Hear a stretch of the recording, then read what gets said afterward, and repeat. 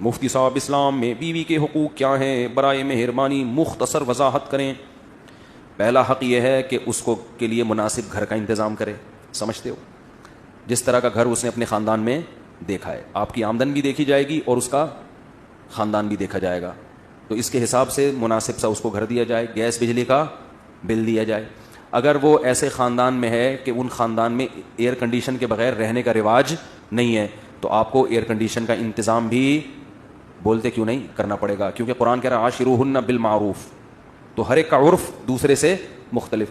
اگر وہ ایسے خاندان سے آئی ہے کہ جس خاندان میں لڑکیاں گھروں کے کام خود نہیں کرتی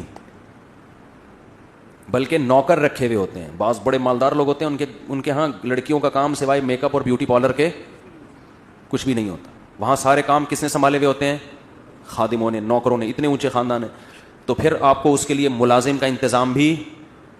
آپ اپنے حقوق، اپنی منہ سے آواز نہیں نکل رہی، شادیوں پہ بیان کرتا ہیں سارے نعرے، اگر ان کے گھر میں رواج یہ تھا، اتنی اونچی فیملی ہے کہ بیویاں شوہروں کے لیے کھانا بولو نہیں پکاتی، بلکہ شوہر کے لیے بھی ملازم اور بیگم کے لیے بھی باہر سے، یہ سسٹم تھا، تو پھر آپ بھی اس سے کھانا